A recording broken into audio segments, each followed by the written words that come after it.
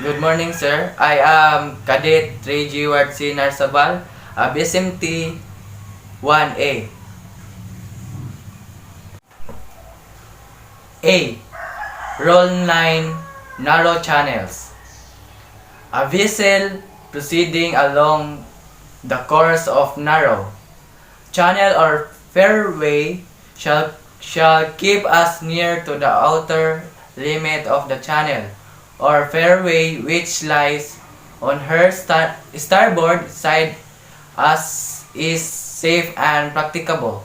So here we have our yellow ship, narrow channel marked by red and green lateral marks.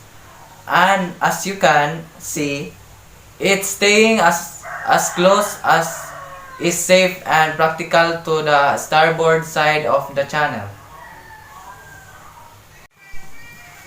B. A vessel of less than 20 meters inland or a sailing vessel shall not impede the passage of a vessel which can safely navigate only with a narrow channel or fairway. What the means therefore is the red sailing vessel is not allowed to get in the way of any other vessel that can only navigate within the channel. That means a deadly sailing vessel if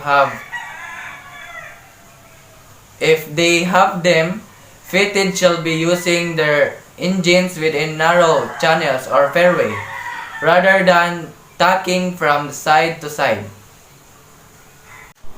C. A vessel engaged in fishing shall not impede the passage of any other vessel navigating within narrow channel or fairway. Where allowed to finish its a God-given right, nothing can stop that. However, if we choose to do so in narrow channel or fairway, we're not allowed to impede anybody at all, including sailing vessels. D. A vessel shall not cross a narrow channel or fairway if such crossing impedes that passage of a vessel which can safely navigate only within such channel or fairway. But lots of vessels may use the sound signal prescribed in Rule 34 Part D if in adopt as to the intention of the cruising vessel.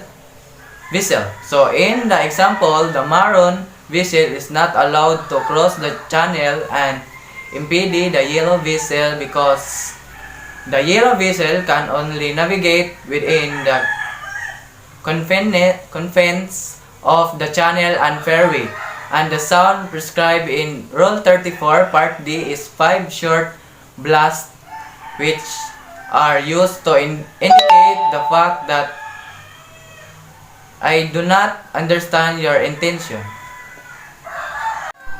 E. In a narrow channel or fairway, when overtaking can take place only if the vessel to be overtaken has to take action to permit safe passing. The vessel intending to overtake shall indicate her intention by sounding the appropriate signal prescribed in Rule 34 Part C. Part 1. The vessel to be overtaken shall, if in agreement, sound the appropriate signal prescribed in Rule 34 C Part 2 and take steps to permit safe passing. If in doubt, shall may sound the signal prescribed in Rule 34 Part D.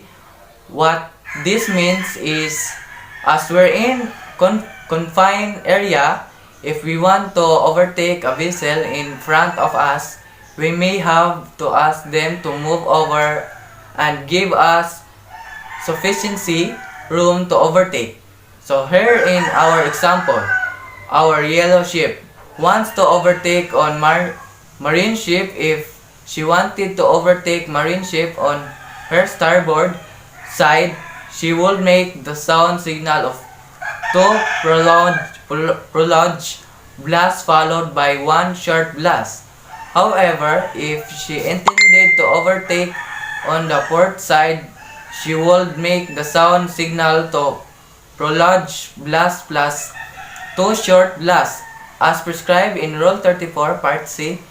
In this instance, she is going to prolong blast of 1 short blast and ask to pass on the starboard side of the marine vessel.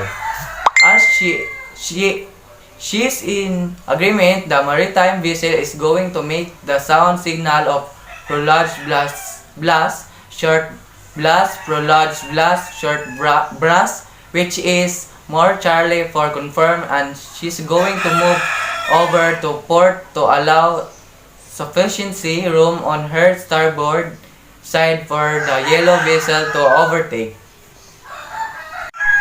This rule does not relieve the overtaking vessel of the obligation under Rule 13. Rule 13 says that yellow vessel, as she's the overtaking vessel, is the giveaway vessel and remains the giveaway vessel until she is fully passed and clear of the maroon ship. Rule 13 is covered in a later video. If a vessel nearing an bend or an area of a narrow channels or fairway where other vessel may be obscured by intervening obstruction, shall navigate with particular alertness and caution, shall sound the appropriate signal prescribed in Rule 34, Part 2. Here we can see that the fairway gets around a 90-degree bend and is obscured on the corner by a forest on the bank. As she approaches the blind bend, the yellow vessel shall make 1 prolonged blast as per Rule 34, Part 2 to indicate any other vessel around the corner that she is approaching. If there was another vessel coming around the blind band in the opposite direction and they heard the prolonged blast from the yellow ship, they would answer in return with their own prolonged blast again as Rule 34 Part 2.